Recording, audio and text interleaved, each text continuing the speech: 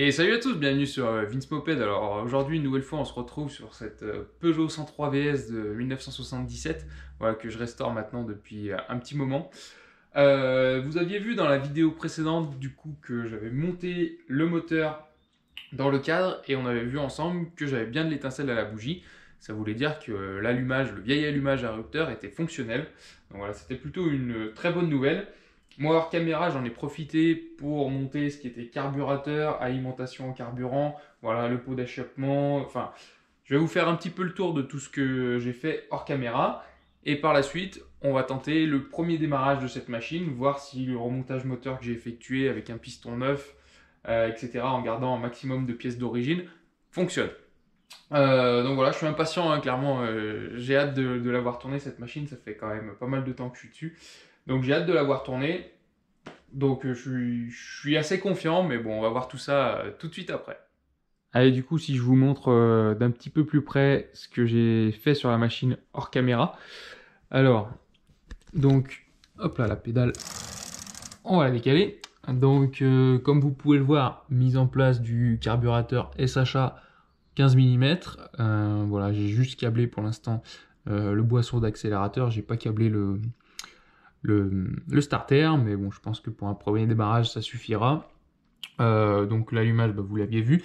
Le pot boudin qui a été monté, voilà. Donc ça rend plutôt bien, c'est une refabrication, mais il a l'air plutôt de bonne facture, on verra dans le temps. Hein. Le haut moteur, donc voilà, avec j'ai changé l'antiparasite. Ouais, c'était peut-être, je me rappelle plus, c'était peut-être l'ancien antiparasite quand j'avais testé l'allumage. Mais bon, il était un peu déglingue, donc voilà, pour le prix que ça coûte, j'ai préféré pas prendre de risques. Le décompresseur qui est câblé, voilà, pour aider au démarrage. Et puis on va passer vite fait de l'autre côté. Hop là. Ici, bah, du coup, le variateur, je vous avais dit qu'il était dans un très bon état, donc bah, comme vous le voyez, je l'ai un petit peu nettoyé, mais c'est une pièce d'époque qui fait le taf. Hein. Franchement, il était un petit peu rouillé sur la joue fixe, il y a un petit peu de rouille, mais je pense qu'après quelques tours de roue, ça va vite s'en aller. Je suis pas très inquiet. Il est encore bridé pour ceux qui se posent la question. Hein. J'ai laissé intact, je vous le dis. Juste nettoyer, un petit peu révisé, mais rien de plus. Et puis l'alimentation en carburant, du coup, le petit robinet d'essence, de la durite neuve bien sûr. On a mis un filtre. Voilà, pour se prémunir un petit peu de la merde qu'il pourrait avoir un petit peu dans le réservoir. Je suis pas bien inquiet, il était plutôt très propre le réservoir, mais bon, comme on dit, mieux vaut prévenir que guérir. Donc voilà, une petite config qui j'espère va démarrer et qui va tourner rond. Donc on va voir ça bah, tout de suite après. Allez, donc ici j'ai ouvert un petit peu la porte de mon garage pour éviter de mourir asphyxié dans d'atroces souffrances. Je vais ouvrir l'essence, ça peut aider. Hop. Alors. Tac. Donc là c'est bon. Et puis ensuite, eh ben, on va monter et puis on va tenter ce premier démarrage. Je vais essayer de pas m'assommer. Hop. Alors. Décompresseur.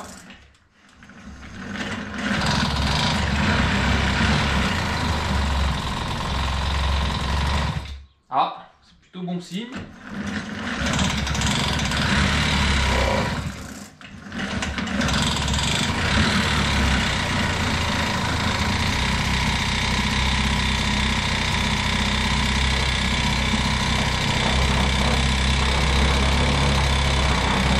voilà, on dirait qu'elle a démarré. Et ben, j'ai pas trop forcé. Trop forcé, elle a démarré. Ah bah, elle a coupé. Elle a coupé net. Mais déjà, elle a démarré au moins une fois. C'est plutôt bon signe. Hop, je vais ranger un petit peu ça. Hop, je retente du coup.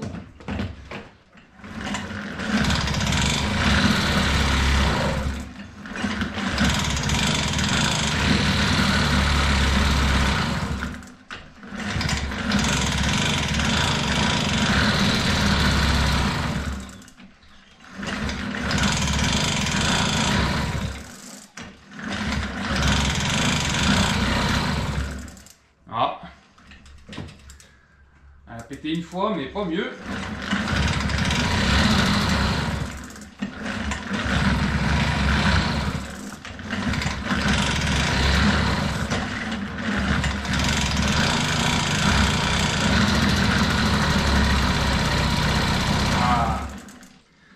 C'est bizarre comme elle fait.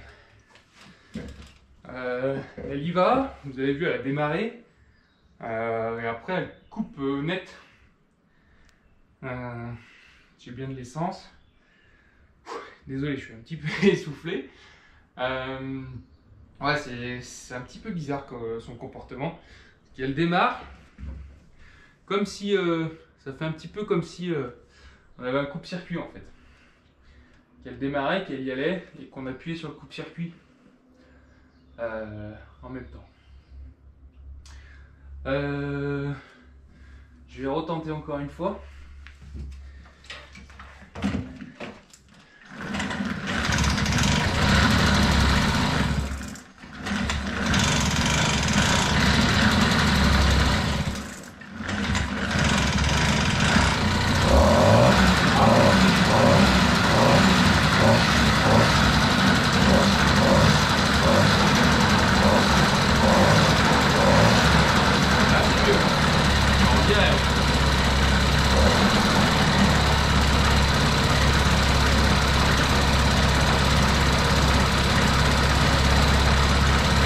On a l'air pas trop mal.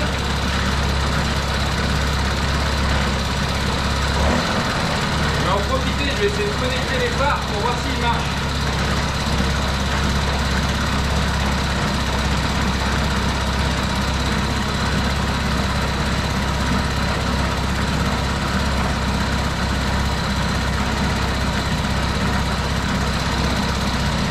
Yes.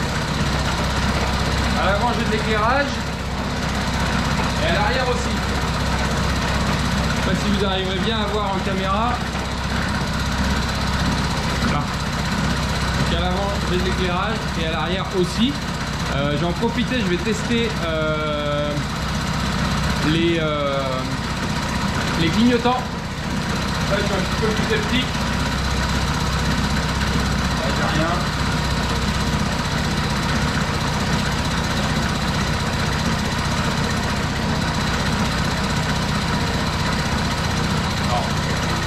Par contre les clignotants c'est un échec. Bon, le moteur tourne plutôt rond. Je suis content. J'ai de l'éclairage en plus, ça c'était pas gagné. Donc bah voilà, je vais pouvoir faire les premiers tours de roue, les rodages sur béquille.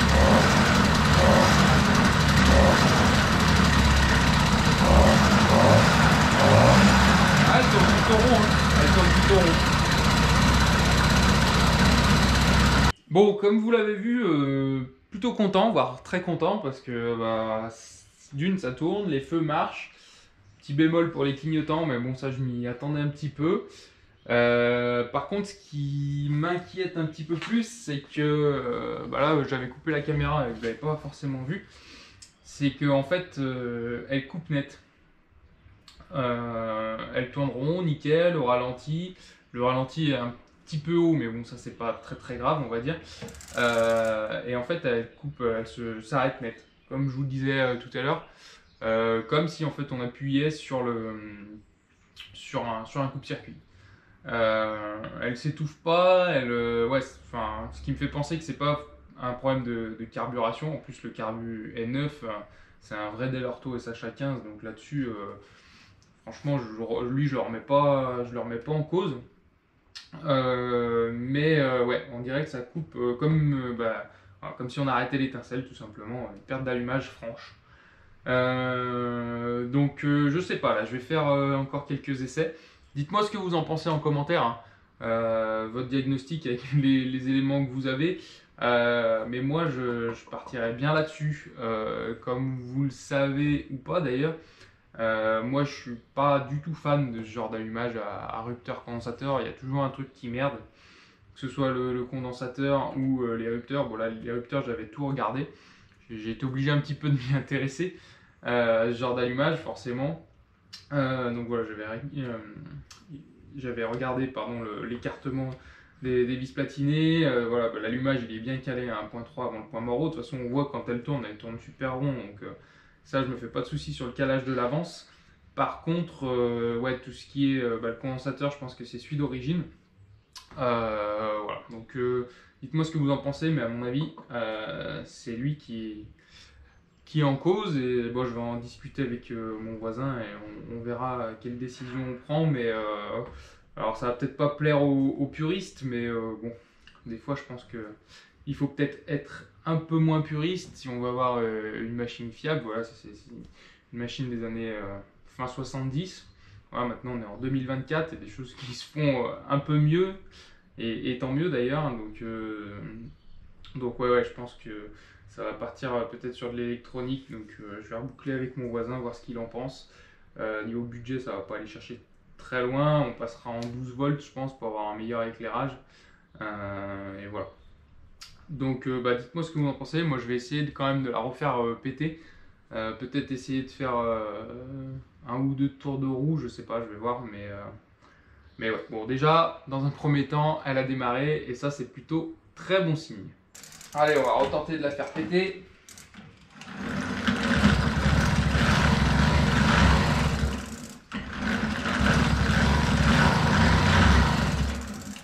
Alors, on dirait, vous voyez, elle est chaude, hein, mais on dirait qu'elle ne veut plus rien savoir.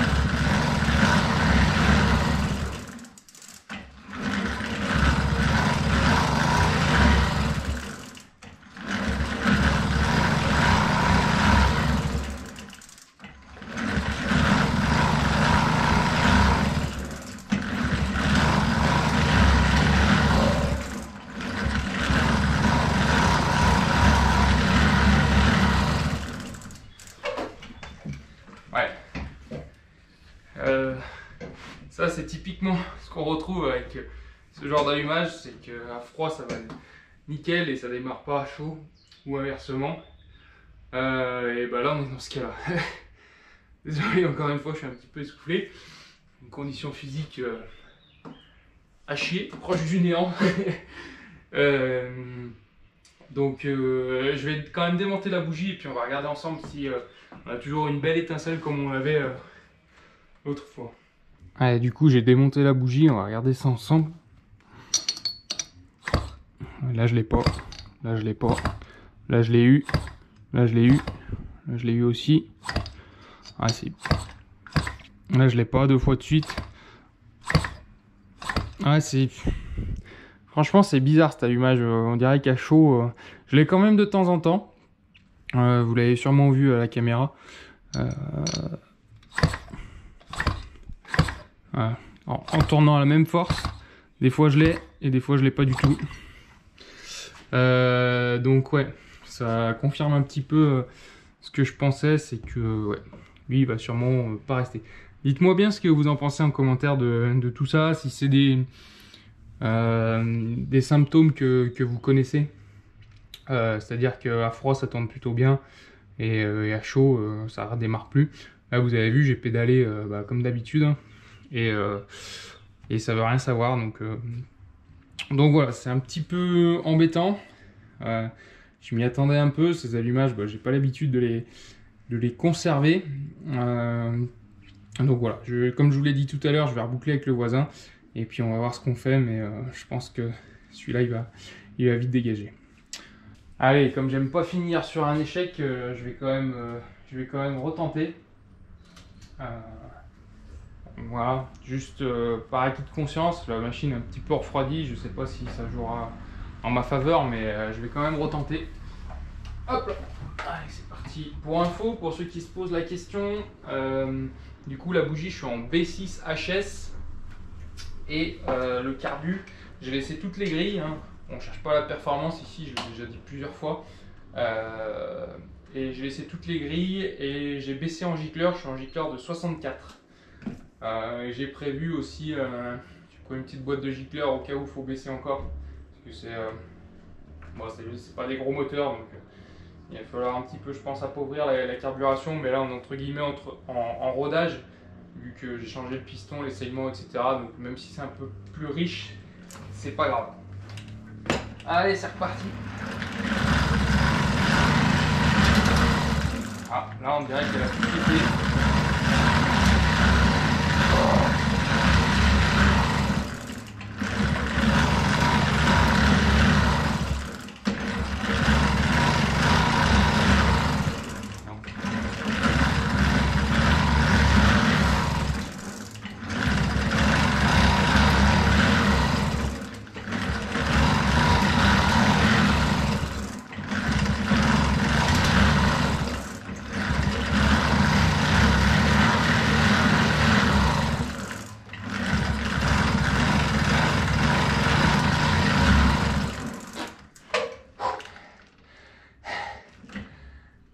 Allez, un dernier coup pour la gloire.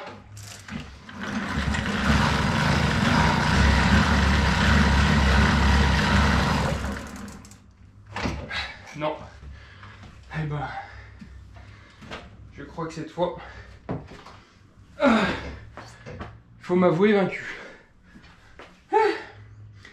Ça me rappelle exactement, si vous avez vu l'une de mes dernières vidéos, où j'ai changé l'allumage sur une AV49 là, pour un collègue. Ça ressemble exactement à ça. C'est-à-dire que des fois elle pète en deux tours de pédale. Des fois voilà, faut pédaler pendant 10 minutes sans rien. Bah là on est exactement là-dedans. Je pense qu'à froid elle démarre beaucoup mieux qu'à chaud. Et là elle veut plus rien savoir, donc bon. On sait qu'elle tourne plutôt rond. Mais ouais, je pense qu'on va passer par un changement d'allumage. Je vais vous reprendre dans quelques minutes. Allez, bien c'est ici que va s'achever cette vidéo sur un, on va dire, semi-échec. Voilà, vous l'avez vu tourner, je suis content, premier démarrage de ce moteur. Donc ça c'est plutôt une très bonne nouvelle qui tourne, en plus les lumières ça marche, donc ça veut dire que le faisceau est pas déconnant. Les clignotants, bah ça va être un sujet, je vais voir avec le voisin, mais peut-être qu'on va faire un petit peu l'impasse là-dessus. Voilà, c'est pas non plus primordial pour aller chercher le pain, on va dire. Surtout que vous avez été plusieurs à me dire en commentaire, avec notamment la diode Zener, etc., que ça avait une durée de vie pas ouf, qu'il y avait des espèces de petites batteries bizarres, voilà, que ça durait pas très longtemps, donc depuis 77 ça m'étonne pas trop que ça marche plus. Donc bref, premier démarrage bien, et par contre le petit bémol, enfin le gros bémol même, c'est lui je pense, donc je le répète, dites-moi en commentaire ce que vous en pensez. Moi je pense que la panne vient de là, enfin panne si on peut appeler ça comme ça. Je pense que ça vient de là, donc on va voir, mais ça va peut-être être amené à évoluer. Bref, et ben, si vous voulez rien manquer de la suite des aventures avec cette 103 VS, n'hésitez pas à vous abonner à la chaîne. N'hésitez pas aussi à me suivre sur les différents réseaux sociaux que sont Instagram et Facebook. Voilà, j'essaye de poster un petit peu en avant-première ce qui va arriver par la suite sur la chaîne YouTube. Donc voilà, si vous étiez déjà abonné à mon Insta, vous avez vu que je bossais sur ce moulin et qu'il avait démarré.